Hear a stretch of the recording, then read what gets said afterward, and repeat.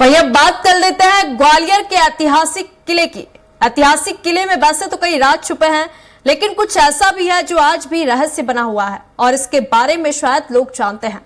दरअसल हम बात कर रहे हैं ग्वालियर किले के बीचों बीच बनी एक ऐसी प्राचीन गुफा जिसके बारे में बताया जाता है कि कभी रामचरितमानस के रचयिता गोस्वामी तुलसीदास इस गुफा में रहते थे, जहां आज लोगों को तुलसीदास जी के होने का आभास होता है। खास बात यह है कि यहाँ पर गुफा के अंदर एक अलौकिक शिव मंदिर है, जिसके दर्शन करने के लिए महाशिवरात्रि पर बड़ी संख्या में भक्त पहुंचते हैं।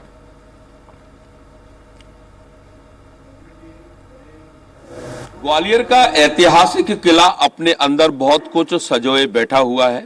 आज हम आपको एक ऐसी गुफा के बारे में बताएंगे जो कि जमीन तल से 500 मीटर ऊपर ये गुफा बनी हुई है। 30 फुट की ये गुफा है और इसमें भगवान शिव की शिवलिंग है जो काफी प्राचीन है और ऐसा माना जाता है कि यहाँ पर रामचरितमानस के रचयिता तुलसीदास यहाँ आए थे और यही कारण है कि इसका नाम तुलसीदास की गुफा रखा है। आखिर क्या है गुफा का रहस्य, हम आपको आज इस खबर में बताएंगे।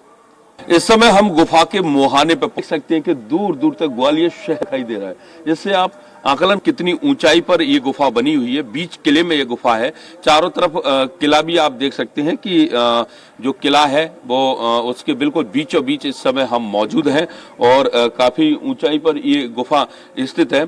इस गुफा का जो दरवाजा है वो बेहद छोटा है, तकरीबन 2 फुट का ये दरवाजा होगा, जिसमें से हम गुजरकर इस गुफा के अंदर चलेंगे और देखेंगे कि आखिर गुफा में ऐसी क्या है खासियत। इसके अंदर जाकर हम देखेंगे, बड़ी मुश्किल में अंदर जाने। अभी तो थोड़ा बहुत हमें खड़े होने का मौका मिल पा रहा है इस गुफा में जाने का, लेकिन जैसे जैसे हम आगे बढ़ेंगे वैसे ही गुफा का जो साइज है वो कम होता जाएगा और धीरे धीरे गुफा इतनी छोटी होती जाएगी कि इसमें फिर पैदल बैठकर जाना पड़ेगा, सुकड़ कर जाना पड़ेगा।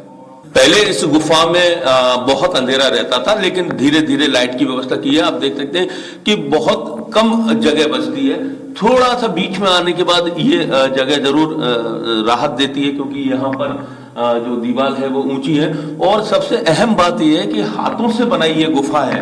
अब आप सोच सकते हैं कि उस समय उस दौर में लोगों ने किस तरह से पत्थर को काट काट कर गुफा का निर्माण किया होगा। और जैसे ही हम गुफा के अंदर आखिरी छोर पर पहुंचते हैं तो हमें एक भव्य शिवलिंग यहाँ दिखता है और लोग यहाँ पर पूजा अर्चना करने के लिए आते हैं। मैंने जैसे आपसे कहा कि पहले यहाँ पर उजेले की व्यवस्था नहीं थी, तो आप दूर देख सकते हैं कि वो मंदिर की जो घंटी लगी हुई है, उस घंटी के पास में इधर एक रोशनी का जरिया है जहां से रोशनी आती थी। तो ये देखिए आप कि उस समय कितना इसमें सोच रहा होगा कि जब गुफा पूरी बनाई गई, फिर उसके बाद ऊपर एक रोशनी के लिए जगह बनाई गई जहां से रोशनी तो आती है, साथ ही हवा आती है। और यहाँ पर जब सिद्ध पुरुष बैठते थे, साधु संत बैठते थे, पूजा अर्चना यहाँ करते थे। और ये जो शिव जी है काफी अलौकिक शिव मूर्ति है और शिव जो लिंग है और काफी वर्षों से यहाँ पर है। शायद किसी को पता होगा कि कब से है क्या है। यहाँ पर पुजारी भी बैठे हुए हैं जो देख रेख यहाँ करते हैं। इनसे भी हम जानने की कोशिश करेंगे कि ये कितने वर्ष पुरानी गुफा है, कुछ पता है क्या? तुलसीदास की गुफा इसको कहा जाता है और एक अलौकिक शिवलिंग यहाँ पर मौजूद है। ये तो सदियों से पुरानी गुफा है, जब किले का विस्तार हुआ होगा तब से ही है। और ऐसा संतों ने, जो हमारे पुराने संत थे, उन्होंने बताया था कि तुलसीदास की गुफा के नाम से है। और जिस विराजमान जो मूर्ति है इसका सिद्धेश्वर नाम से विराजमान है।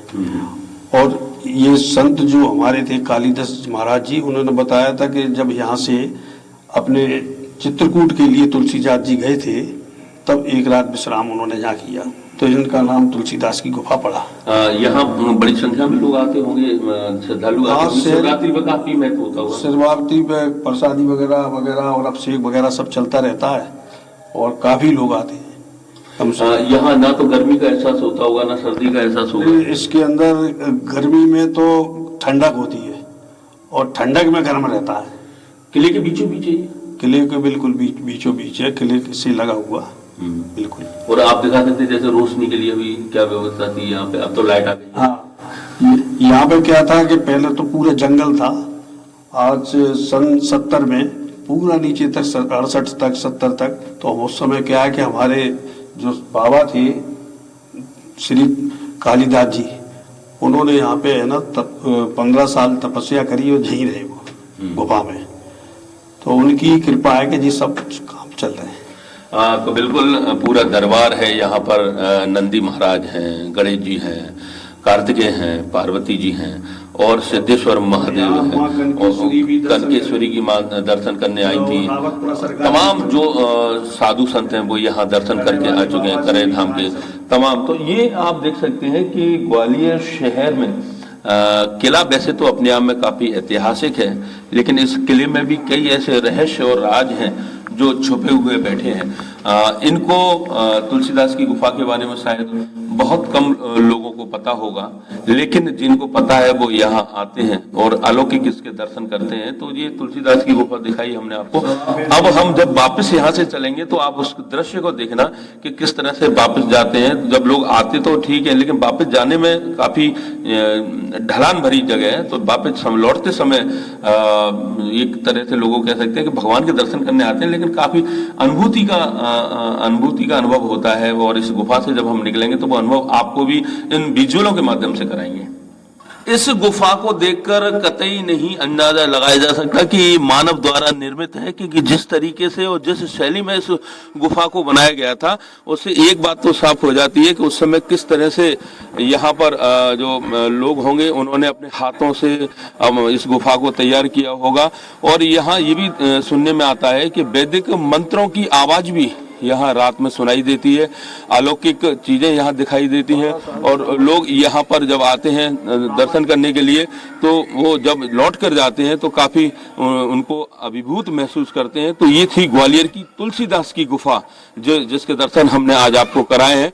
इस तरह से ग्वालियर में कई और भी अलौकिक मंदिर हैं जिनके भी दर्शन हम आपको कराते रहेंगे। कैमरामैन विजया के साथ ग्वालियर से सुराज के लिए विनोद शर्मा।